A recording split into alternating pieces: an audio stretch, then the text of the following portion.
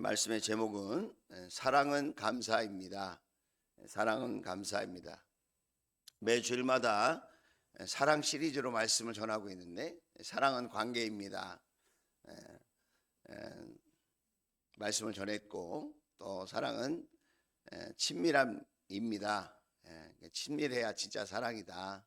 그런 말씀을 전했고, 자, 오늘은 사랑은 감사입니다 라는 제목으로 함께 은혜를 나누고 싶습니다. 우리가 한 주간을 시작하면서 예배를 드리는 거거든요.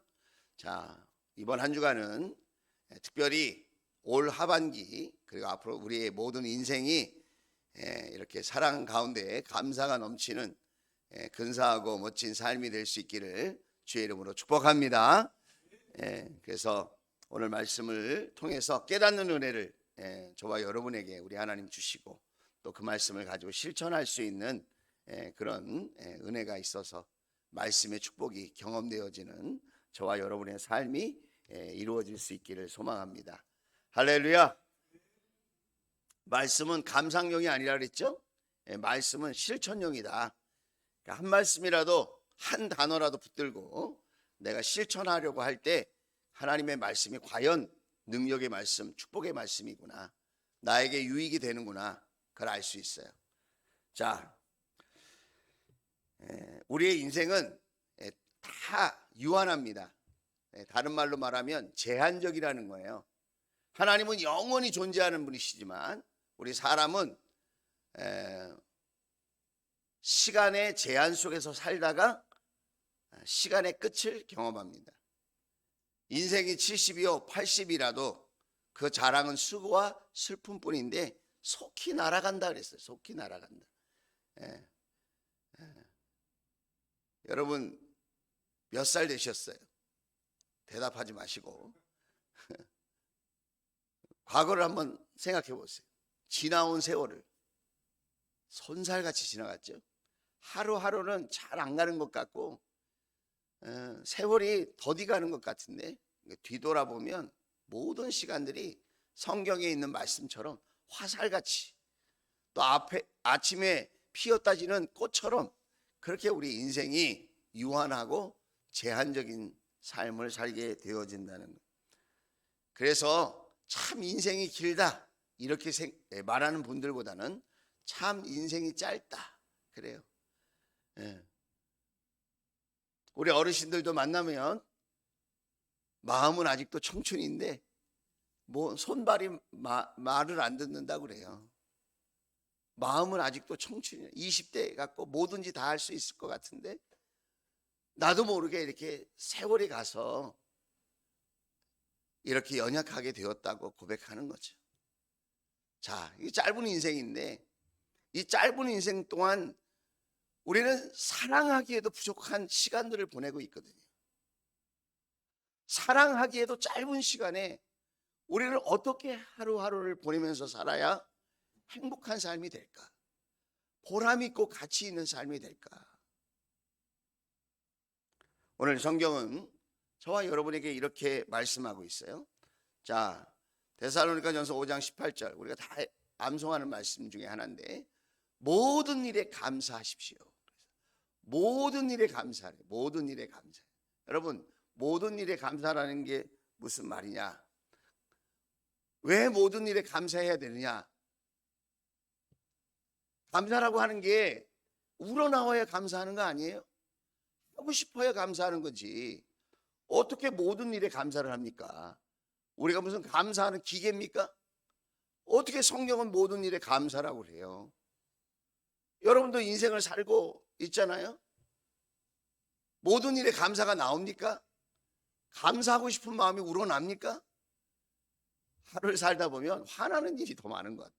속상한 일이 더 많고 짜증나는 일이 더 많은 것 같아요. 그런데 오늘 성경은 모든 일에 감사하래요.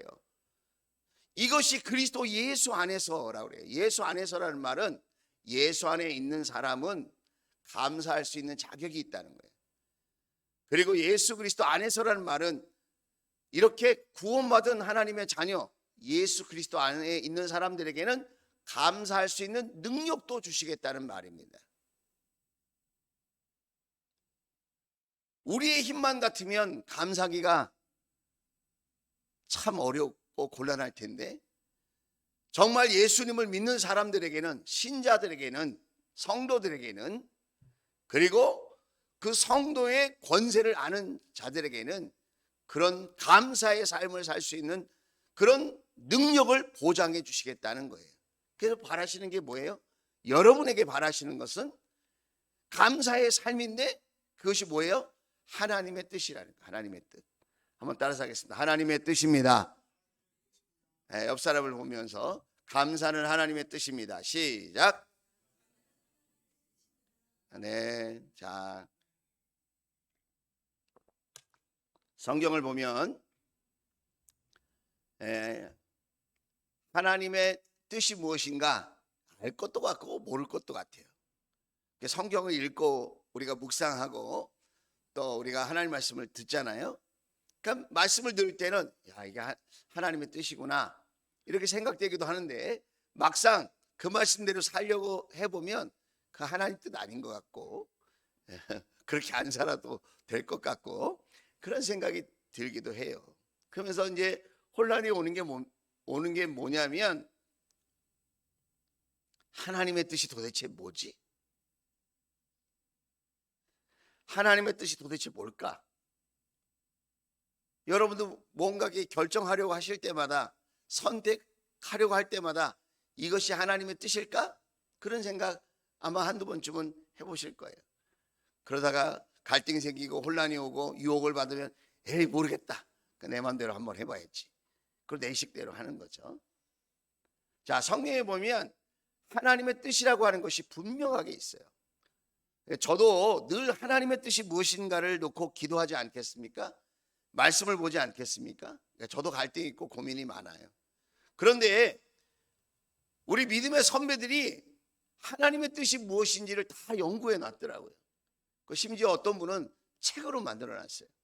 성경에 보면 하나님의 뜻이 무엇인지 구체적으로 이야기하고 있는데, 자, 첫째가 뭐냐면 거룩하라는 거예요. 거룩하라. 거룩하라. 뭐가 하나님의 뜻인가? 거룩하게 되는 게 하나님의 뜻이라는 거예요. 거룩하게.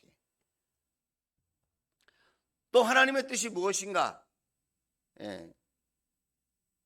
하나님의 뜻은 돌이키라는 거예요. 돌이키라. 돌이키라. 우리가 거룩하게 살아야 되는데 우리는 세상에 물들어서 세상과 함께 이렇게 살아갈 때가 많아요. 그래서 하나님은 늘 돌이키라고 말씀하세요. 돌이키라. 돌이키면 문이 열려 있어. 돌이키면 살 수 있어. 회복돼. 돌이키면 승리할 수 있어. 그렇게 이야기합니다. 우리가 말씀 통독을 하다 보면 듣잖아요. 우상숭배 그만해라. 나에게로 돌아오라. 내가 너희를 사랑한다. 우리 그런 말씀을 계속해서 듣지 않습니까? 돌이키라는 거예요.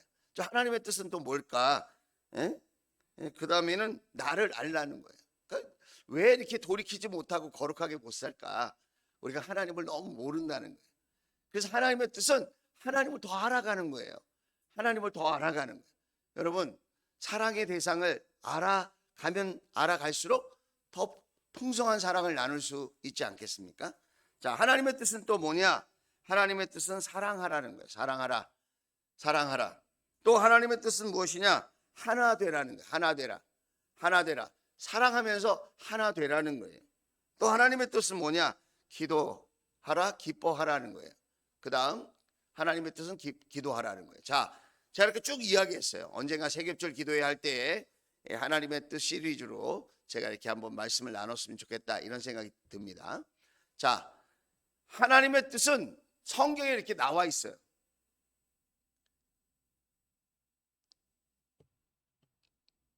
거룩하라, 돌이켜라, 사랑하라, 나를 알라, 하나 되라, 기뻐하라, 기도하라.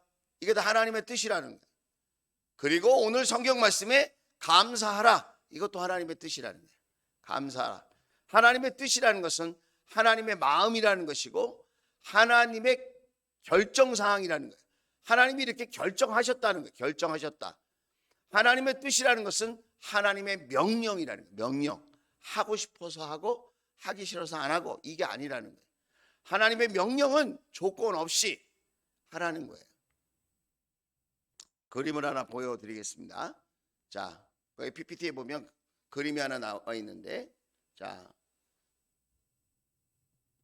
이 표가 하나 나와 있어요. 데살로니가 전서 5장 18절에 보면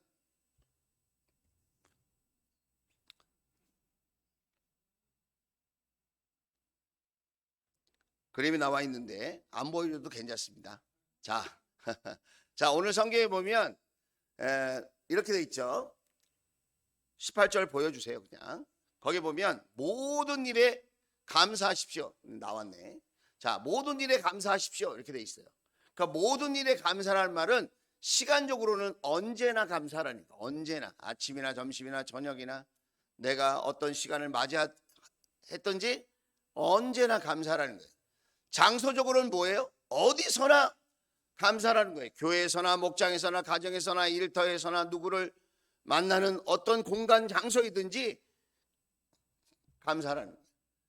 그리고 상황적으로는 어떤 상황에서나 감사하라는 거예요. 감사하는 방법은 모든 방법으로 감사하는 거예요. 찬양으로, 말로, 마음으로, 봉사하면서, 희생하면서, 행동하면서, 헌금으로, 성경에는 다양한 방법으로 하나님께 감사하는 것에 대해서 말씀하고 있다는 거예요. 자, 그런데 중요한 것은 뭐냐?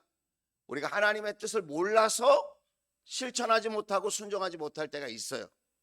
그런데 대부분은 우리가 알면서도 못한다 이 말이에요. 알면서도 못해. 그런데 중요한 것이 있어요. 그게 뭐죠? 늘 같은 방식으로 살면서 다른 결과가 있기를 원하는 것은 매우 어리석은 거라는 거예요. 같은 방식으로 살면서 내 삶에 다른 결과가 주어지기를 원하는 것은 그것은 어리석은 거다. 하나님이 저와 여러분에게 모든 일에 감사하라고 하는 것은 하나님 좋으라고 그렇게 하라는 게 아니에요. 내가 우러나와야지. 나는 지금 하고 싶지 않은데 어떻게 감사해? 우리는 그렇게 생각할지 모르지만 하나님께서는 모든 일에 감사하라는 거예요. 왜요? 감사하면 하나님도 영광 받으시고 하나님도 기쁘시겠지만 감사하는 내가 행복해진다. 감사하는 내가 여러분 유익을 누리게 된다는 거예요. 저는 결혼식 주례를 할 때마다 이렇게 부탁을 드려요. 그 신랑 신부에게 서로 감사하라. 그렇게 이야기를 해요. 뭐 결혼식 하는데 정신이 있겠어요. 무슨 얘기를 하는지 뭐 전혀 못 알아듣겠죠. 저도 주례 목사님이 저에게 하신 말씀이 하나도 생각 안 나거든요. 예. 생각나면 기적이죠. 그게.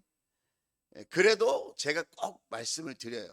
가장 쉬운 말씀을 나누는데 그게 뭐냐면 서로 감사라는 거예요. 연애하고 결혼할 때는 모든 게 감사해요. 존재만으로도 감사해요.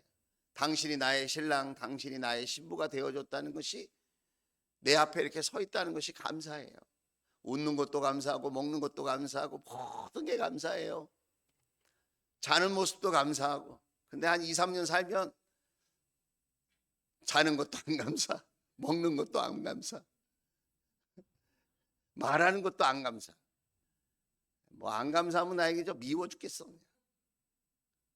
이런 화상이 너 때문에 내 인생이 망친다. 너 같은 거 만나서 내 인생이 불행하다. 이렇게 가거든요.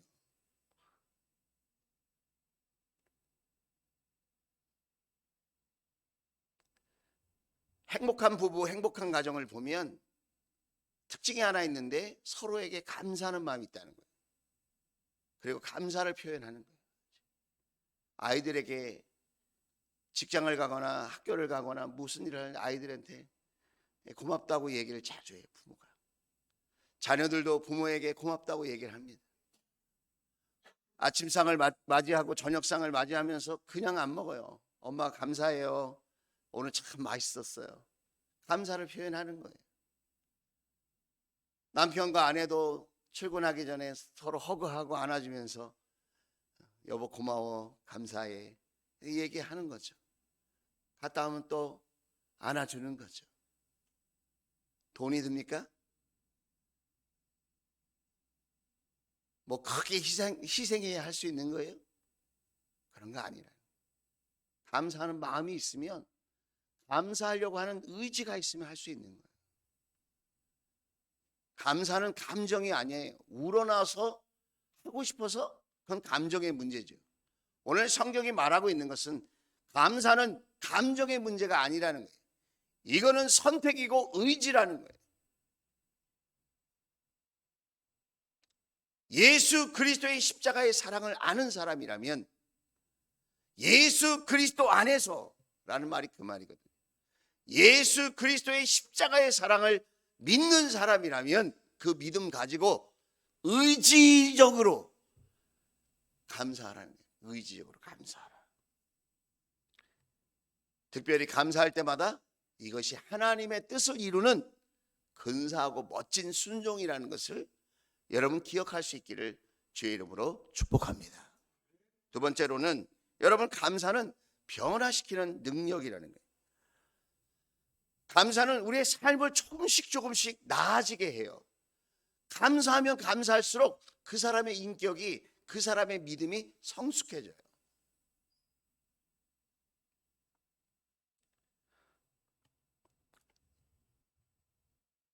데살로니가전서 5장 11절 말씀을 보면 이렇게 돼 있어요. 자, 그러므로 여러분은 지금도 그렇게 하는 것과 같이 서로 격려하고 서로 덕을 세우십시오. 그랬어요. 서로 격려하고 서로 덕을 세우라는 거예요. 자, 12절에 보면 이렇게 이야기합니다. 12절, 여러분 가운데서 수고하며 주님 안에서 여러분을 지도하고 훈계하는 이들을 알아주라는 거예요. 알아보십시오. 권면하고 훈계하는 자들을 귀하게 여기라는 거예요. 13절, 사랑으로 그들을 극진히 존경하십시오. 영적 지도자가 되어서 본을 보이면서 살려고 하는 사람들을 존경하고 여러분은 서로 화목하게 지내십시오. 자, 14절, 무질서하게 사는 사람들을 훈계하고 마음이 약한 사람들을 격려하고 힘이 없는 사람을 도와주고 모든 사람들에게 오래 참으십시오. 15절, 아무도 악으로 악을 갚지 말고 도리어 서로에게 모든 사람에게 항상 좋은 일을 하려고 애쓰십시오. 자, 지금 11절부터 15절까지 좋은 말씀이 많이 나왔는데 평상시에 우리가 이렇게 살기가 쉽지 않아요. 그런데 이런 삶을 쭉 얘기하면서 결론적으로 하는 말이 뭐냐면 18절이에요. 18절, 모든 일에 감사하십시오. 그리스도 안에서 여러분을 향한 여러분에게 바라시는 하나님의 뜻입니다. 자, 다시 말하면 우리가 이렇게 모든 일에 감사하는 마음을 가지고 하나님의 뜻을 이루려고 하면 우리가 서로 사랑할 수 있고 서로 존경할 수 있고 서로 칭찬할 수 있고 서로 인정할 수 있고 서로 여러분 축복의 통로로 살아갈 수 있다는 거예요. 감사하는 사람, 감사하려고 하는 사람에게 여러분 변화가 일어난다는 거예요. 변화가 일어난다. 우리가 오감사를 해보자고 요즘은 몇 사람만 하시는 것 같은 느낌이 들어요. 개인적으로도 하시겠지만 여러분, 감사하면 삶이 뭐 급격하게 많이 변한다 그런 거 아니에요. 하지만 생각이, 마음이 평안해지기 시작합니다. 환경과 사람을 볼 때 전에는 일방적으로 나쁘게만 보는 경우가 있었다면은 이제는 그런 마음을 다스리고 조절할 수 있는 능력이 생깁니다. 그리고 어떤 상황이든지 전에는 부정적으로 먼저 봤는데 긍정의 마음으로 볼 수 있는 힘이 생겨나기 시작합니다. 오늘 저와 여러분이 감사를 실천하려고 할 때 삶의 변화를 경험하게 될 것입니다. 나뿐만 아니라 나에게 감사가 넘칠 때 우리 가족과 우리 이웃과 만나는 많은 사람들과 더불어서 변화된 삶의 기쁨을 누리게 될 것입니다. 한번 따라서 하겠습니다. 감사는 삶을 변화시키는 능력입니다. 마지막으로 감사는 여러분 사시사철 아름다운 사랑의 꽃을 피우게 하는 것입니다. 이 감사하면 사랑이 더 진해지는 것 같아요. 사랑이 더 풍성해지는 것 같아요. 여러분이 삶을 살아갈 때에 이렇게도 살고 저렇게도 사실 거 아니겠어요? 그러니까 사람마다 많은 일들을 합니다. 많은 말을 합니다. 그런데 여러분 보세요. 많은 일을 하고 많은 말을 한 끝이 그 마지막이 불평과 원망이라면 많은 말을 한 것이 무슨 소용이 있겠습니까? 내가 남들보다 일을 열심히 하고 많이 했어. 그리고 그 끝이 불평이고 원망이고 짜증이라면 그게 무슨 유익이 있겠습니까? 나나 내 주위에 있는 사람에게 아무 유익이 되지 않을 거예요. 감사는 씨를 심는 것과 똑같아요. 감사를 한번 할 때마다 씨가 떨어지는 거예요. 그 씨가 뭐냐면 사랑의 씨예요. 감사를 말하면 사랑의 씨앗이 떨어져서 그것이 싹을 틔우고 줄기를 뻗고 꽃을 피워서 아름다운 동산이 되게 한다는 거예요. 감사를 많이 말하고 감사를 심으면 우리 가정이 아름다운 꽃밭이 되고 동산이 되는 거예요. 여러분의 일터도 여러분이 원하는 대로 일터가 그렇게 진행되어지지 않는다 할지라도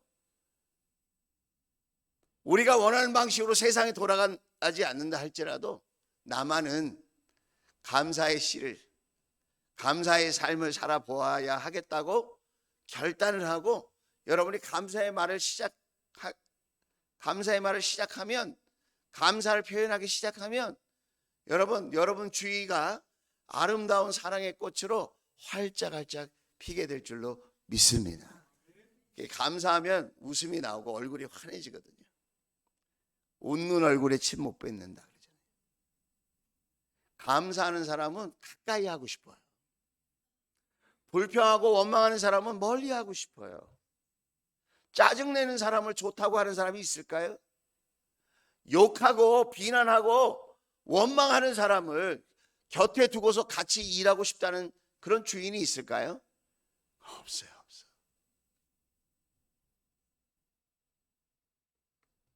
아무리 좋은 관계였다 할지라도 감사를 잃어버리면 쓰레기 더미와 폐허로 변하는 거예요. 그 마음이.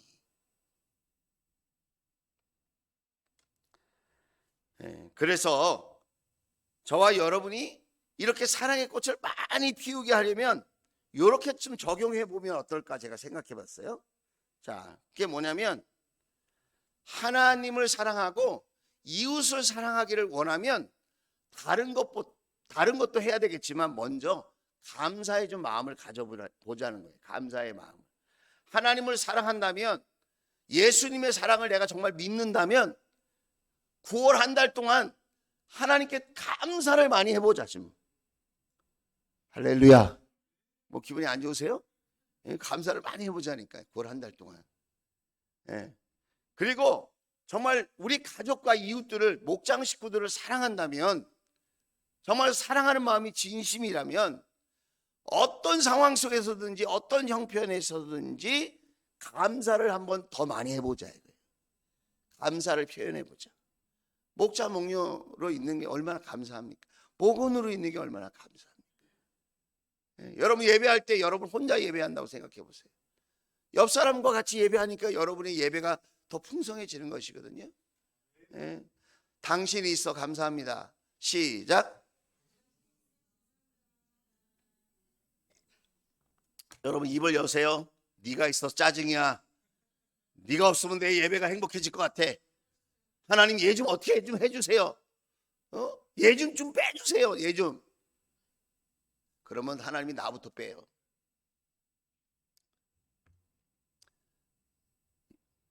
정말 사랑하는 마음이 있다면 감사를 표현하자. 하나님께 감사도 하고 우리 주변에 있는 사람들에게 감사를 말할 수 있는 여러분, 저와 여러분 될 수 있기를 주의 이름으로 축복합니다. 특별히 여러분 기억해야 될 것이 있어요. 감사를 하려면 먼저 내 마음이 정돈이 돼야 돼요. 내 마음이 정돈되는 가장 좋은 방법이 뭔지 아세요? 기도예요. 기도.